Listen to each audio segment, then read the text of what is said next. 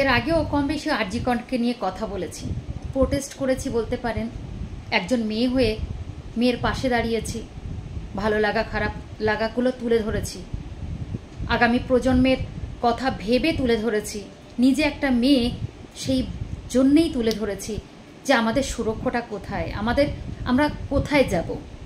ঘর থেকে বাইরে সব জায়গায় আমরা নিরাপত্তাহীনতায় ভুগি আর কি।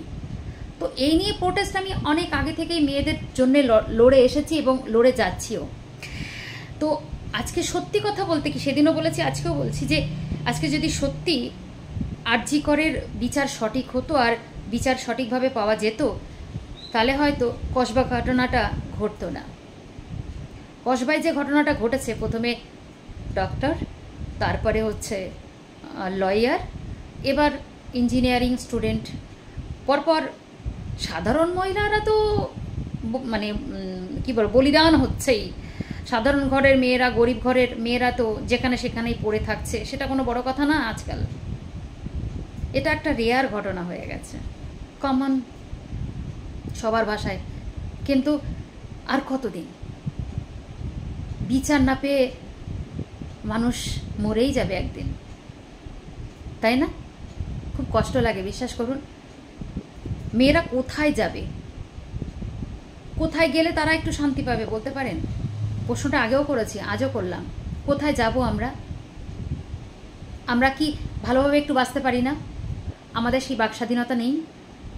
দুটো কথা বলার তো নেই, কথা বলতে পারি না, মেয়েদের উচ্চস্বরে কথা বলতে নেই, বাইরে রাত করে ঘুরে বেরোতে নেই বা ফিরতে নেই, বেশিক্ষণ বাইরে থাকতে নেই, ভেবে চিনতে কথা বলতে হয়, লোকজন বুঝে কথা বলতে হয়, অনেক বাউন্ডারিজ। যতই বলুক মেয়েরা চাঁদে পৌঁছে গেছে, এখানে পৌঁছে গেছে, সেখানে পৌঁছে গেছে, মানে মেয়েদেরকে বাড়িয়ে দেওয়া হয় আর কি। মেয়েরা এখন বিশাল ব্যাপার আর কি, প্লেন চালায়, হাতি ঘোড়া চালায়, এটা সেটা। কিন্তু সত্যি কি তাই? সত্যি কি তাই? আসল জায়গায় তো একদম মেরে বসিয়ে দেওয়ার মতো। কি হচ্ছে যেখানে সেখানে এলোপাতারি বলে না, ঠিক তেমনিভাবে ফেলে দেওয়া, মেরে দেওয়া।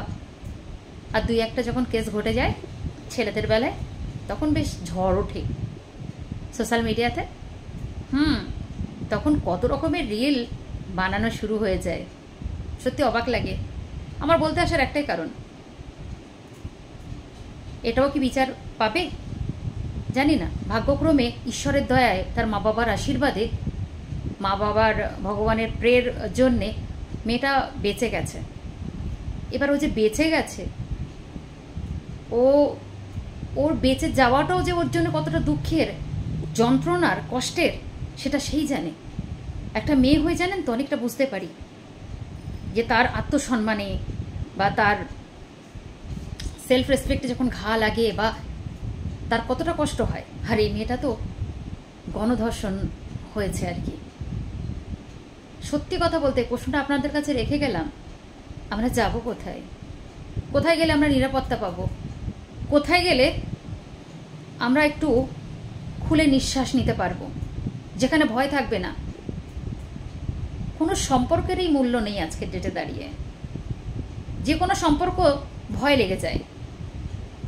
আজ যে দিদি, বোন, মাসি, কাকি বলছে, সে কালকে দাঁত বার করে দানবের মতো হাসছে।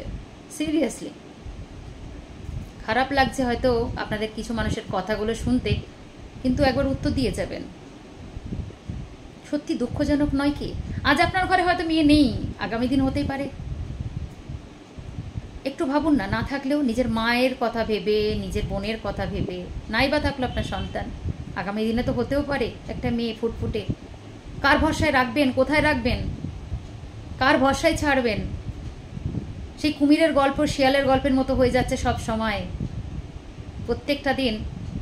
বুঝতেই পাচ্ছেন কি বলতে চাইছি? ভালো আছে, ভালো আছে, ভালো আছে, শেষটা ভালো ছিল না। যাই হোক, খুব খারাপ লাগা। আবার বলছি, একটা যদি মানে কি বলবো, মানে সঠিক বিচার পাওয়া যেত, সঠিক বিচার, একটা মানে টোটাল একদম মানে পারফেক্ট পানিশমেন্ট যাকে বলে, যেটা দেখে আটকিয়ে যেত ক্রিমিনালরা, তাহলে মনে হয় সেকেন্ড টাইম আর এগুলো তৈরি হতো না। আমার মনে হয়, সত্যি মনে হয়, আর মনে হয় হতো না। ভয় তো সবাই পায়, সব কিছুরই ভয় মানুষ পায়। জানেন কে বলে ভয় পায় না মানুষ? হ্যাঁ, ক্যাপিটাল পানিশমেন্ট যদি সত্যি প্রপার হয় সবাই ভয় পাবে, পেত। একবার ছাড় পেয়ে গেছে বলে আবার রিপিট হলো। সবাই ভালো থাকুন, সুস্থ থাকুন, নিজের পরিবারের সাথে। নিজের সন্তানকে দেখুন কতক্ষণ আগলে রাখতে পারেন, এর থেকে আর কী বলবো বলুন তো। মানে সব জায়গায় আপনাকে এরকম করে রাখতে হবে? ভেবে দেখেছেন একবারও? আপনি আজকে অসুস্থ আছেন, কালকে অসুস্থ হতেই পারেন। আজকে আপনি নিয়ে যাচ্ছেন সঙ্গে করে, কালকে আপনি অসুস্থ হয়ে যাবেন, কালকে একা তাকে ছাড়তেই হবে। কতক্ষণ তাকে ছাড়বেন না, তাই না? এটা একবার ভেবে দেখবেন।